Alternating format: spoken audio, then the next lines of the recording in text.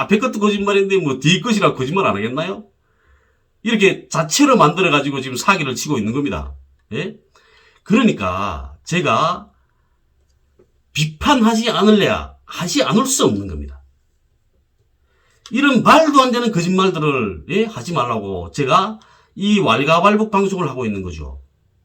안녕하십니까. 한반도의 평화 지킴이 여러분들을 위한 오늘 방송을 시작하겠습니다. 얼마 전에 최성훈 씨가 저와 우리 왈가왈부 그리고 또 임대주택에 사시면서도 자신들을 후원해 주신 이런 탈북민들을 비난하는 그런 방송을 진행했죠. 그 방송에서 칼 858기 폭파 관련한 김일성 주석이 지시문이라는 그런 발치문을 이렇게 공개했습니다. 원문을 보여준다는지 그게 원문이 뭔지도 모르는 겁니다. 그게 원본입니까 그게? 발치라고 써놓고, 그리고 북한에 한글 파일도 없다, 이러면서 저는 방송을 했었거든요. 근데 컴퓨터 쓸 줄도 잘 모르더라고요. 워드 띄워놓고 하는데, 그게 확대가 안 된다고.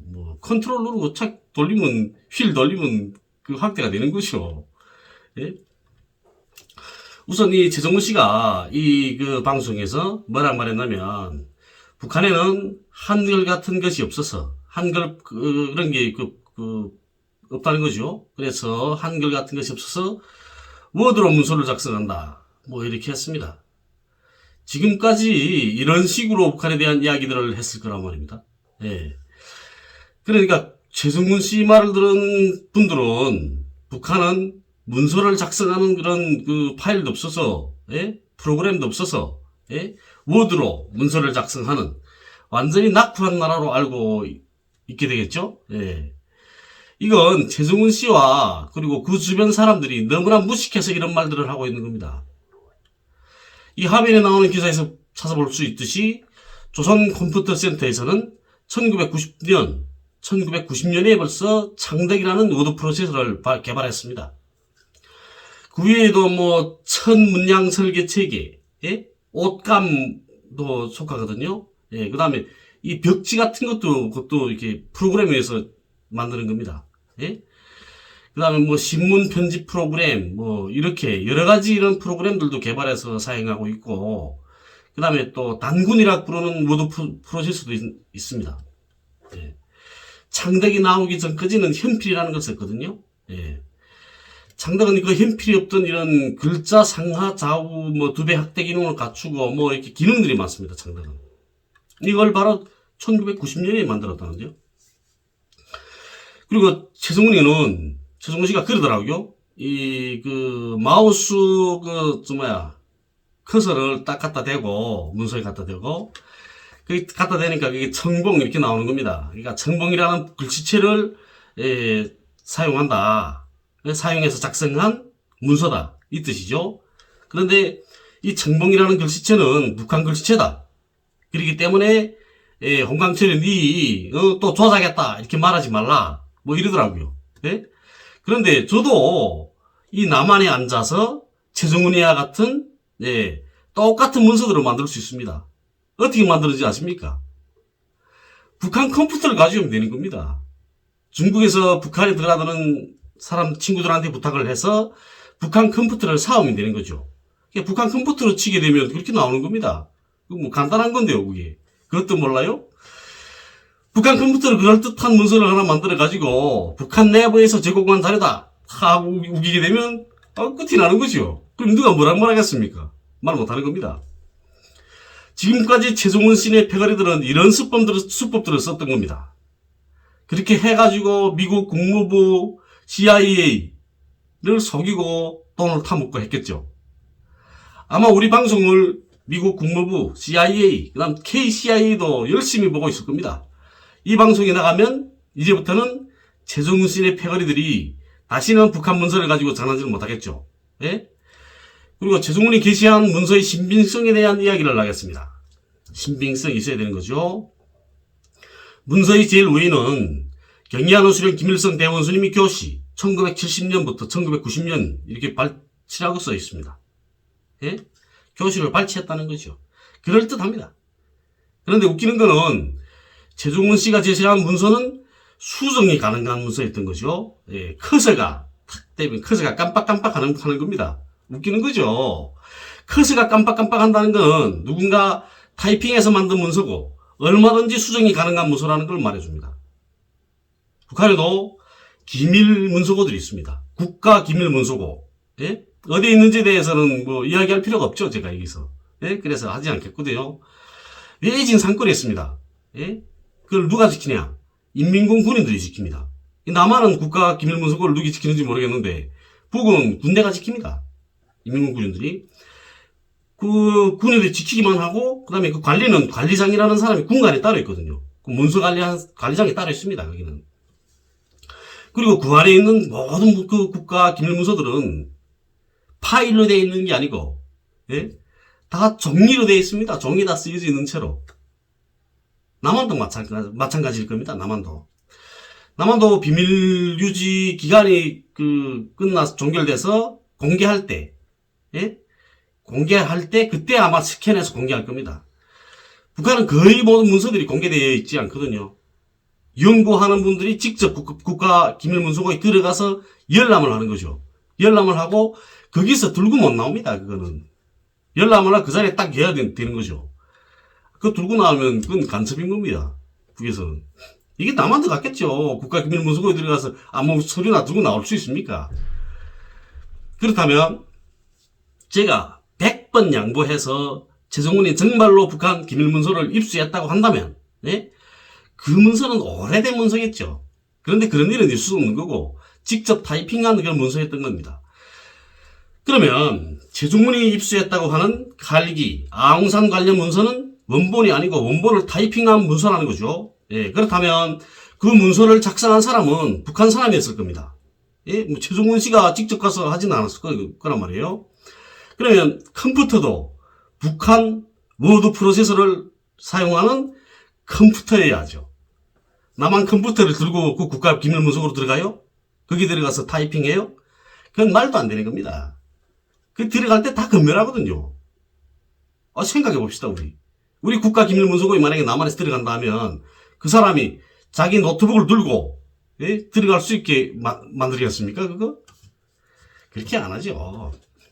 그리고, 북한 이 노트북 가지고 쳤으면, 그러면 한글은 쓰지 않는 거죠. 그리고 또 북한 키보드가 남한 키보드와 배치 다릅니다. 남한 키보드하고. 왜 배치가 다르냐면 북한은 두음 법칙 안 쓰거든요. 그래서 배치가 다릅니다. 그렇다면 북한 내부에서 기밀 문서를 타이핑한 사람은 한글이나 두음 법칙을 쓰지 않았겠죠. 쓸 일이 없는 게 북한 사람이면. 북한 사람이면 저도 여기 와서 처음 배우지 않습니까? 이게 다르다는데요. 이게 치는 게. 키보드가 다른 겁니다. 문자 배열이. 그러니까 한국어 두음 법칙 안 쓰죠. 이렇게 화면에 나오는 사진은 제가 최종원 씨의 그 방송 내용 중에서 북한에서 가져왔다는 아웅산과 칼기 사건 관련해서 김일성 주석이 대남 공작 담당 요원들에게 했다는 교시 내용을 캡처한 겁니다. 그 부분만 캡처를 했거든요. 화면에서 볼 수 있듯이 1974년 4월 대남 공작 담당 요원들과 담아 이렇게 썼습니다. 그런데 북한에서는 요원이라는 말을 쓰지 않습니다. 요원이라는 말은요. 그러면 뭐라고 쓸까요? 지금과 같은 요가 똑같은 상황이라면 대남 사업 부문 일꾼들과 하신 담화, 대남 사업 부문들에게 주신 교시 이렇게 쓰는 거죠. 요원이라고 안 씁니다. 그리고 김일성 주석과 김정일 위원장 그리고 또 김정은 위원장이 말을 글로 옮길 때는 화면에서와 같이 옮김표라는 쌍가로 인용부를 사용합니다. 쌍가로 인용부를. 쌍가로 탁하고 인민이 요구할 이익은 모든 사업이 기준이다. 이렇게 썼죠. 이 캡처하면은 제가 뭐 김정은 위원장을 선전하자는 게 아닙니다. 제가 자료들을 찾아보다가 이 부분이 최종원 씨가 제시한 자료가 허위라는 데 대해서 밝히는데 제일 효과적인 그런 부분인 것 같아서 캡처해서 올린 거거든요. 예, 그러니까 큰 의미는 두지 않으셨으면 좋겠습니다. 최종훈이 제시한 자료에서 한 부분을 잘라냈거든요. 네, 화면에서 나오는 것 같이 김일성 주석은 이렇게 말했다는 겁니다. 우리는 조국을 통일시킬 수 있는 좋은 기회를 2번 놓쳤습니다. 그 한 번은 6.25이고 또 한 번은 4.19입니다. 6.25 때에는 박헌영이 허위보고 때문에 기회를 놓치게 되었고 4.19 당시에는 연락부가 제 교수를 다하지 못해서 놓쳐버렸습니다. 그때 내가 함경도 지방에서 현지 지도하던 도중에 4.19가 터졌다는 보고를 받고 평양으로 달려올 정도로 연락부가 까맣게 모르고 있었습니다. 그래서 우리가 손을 쓸 수가 없었던 겁니다. 웃기죠? 우리는 여기에서 심각한 교훈을 찾아야 합니다. 4.19는 남조선 혁명 정세가 무르익은 징조입니다. 말도 안 맞지 않습니까? 이게 초등학교 학생이 글 써도 이렇게 문단을 이렇게 안 만들죠. 이제 다시 한번 4.19와 같은 좋은 기회가 다가오면 이번에는 절대로 놓치지 말아야 합니다. 동무들도 이런 각오를 가지고 언제든지 기회가 오면 즉시 대처할 수 있도록 만반의 준비태세를 갖추어야 하겠습니다. 이렇습니다. 북에서는 박헌영은 미제 고용간첩이라고 부릅니다. 그리고 북에서는 조국해방전쟁이라고 부르지 6.25라고 부르지 않습니다. 북에서 조국해방전쟁이라고 부르는 이유는 미제와 이승만 계례정권이 통치해서 신음하는 남조선 인민들을 해방시켜주기 위한 그런 전쟁이다. 그런 의미에서 조국해방전쟁이라고 부르는 거고요. 정전협정에 서명한 7.27을 전승기념일로 기념하고 있는 겁니다. 남한에서는 6.25를 기념하죠.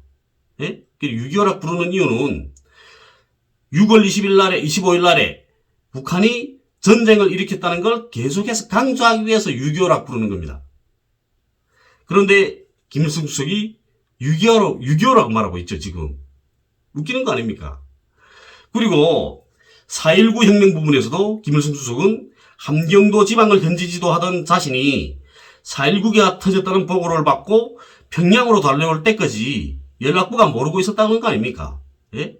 근데 4.19 혁명은 4월 19일 당일에 일어난 혁명이 아닙니다. 4월 19일 당일에 일어난 혁명.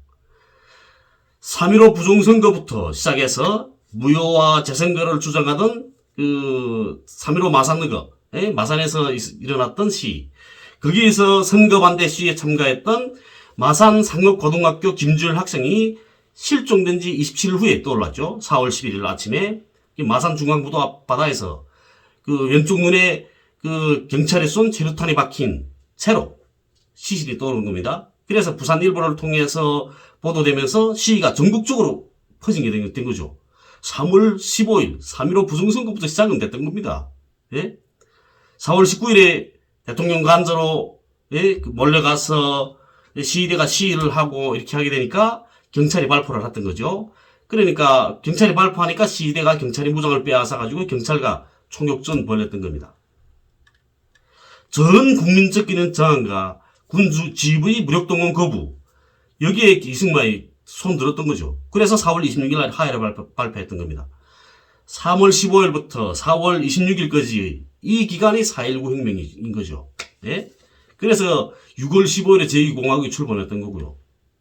그런데 김일성 주석이 4.19가 일어났다는 보고를 받고 평양으로 달려올 때까지 연락부가 모르고 있었다. 이렇게 말했다는 거 아닙니까? 이건 사기죠. 4.19가 어떻게 일어났는지, 언제부터 4.19의 그 동기는 무엇이었는지, 언제까지 이게 끝이 났다고 봐야 되는지, 예? 이것도 여기에 대한 판단도 제대로 안 서는 겁니다. 예? 저는 개인적으로는 4.19는 아직도 끝나지 않았다고 봅니다. 우리 사회의 민주주의, 예? 그 4.19 혁명에 참가했던 이런 투사분들이, 그분들이 바라던 세상이 지금과 같은 세상은 아닐 거란 말입니다. 예? 그분들은 더 좋은 세상을 바랐었겠죠. 예? 그래서 아직까지 저는 계속되고 있는 혁명은 계속되고 있는 중이다. 4.19 혁명은 계속되고 있는 중이다. 이렇게 저는 생각하고 있습니다. 예, 저는 그렇게 생각하고 있는 거고요. 그건 제 의견인 겁니다. 이제부터는 최종훈이 제시한 문서가 가짜라고 판단할 수 있는 가장 중요한 부분입니다. 북한은 두음법칙을 인정하지 않는다고 말했죠. 예. 그래서 해방 후에 두음법칙을 인정하지 않는 학자분들은 북으로 올라갔다는 겁니다. 그런데 최종훈이 제시한 자료들을 보게 되면 두음법칙을 사용해서 작성했습니다. 두음법칙을 사용했어요. 감히 위대한 수령 김일성 대원스님의 교시를 예? 남조선이 두음 법칙을 사용해서 발췌했다는 건 있을 수 없는 일이죠. 예? 북에서 그렇게 했다간 좀 뭐가지 날아납니다. 화면에서 볼 수 있듯이 최종원 씨가 제시한 기밀문서에서는 연락부라고 쓰고 있습니다. 북한에서는 연락부, 리을자를 씁니다. 조선말 대사전에서 찾아봐도 잘 알 수 있습니다.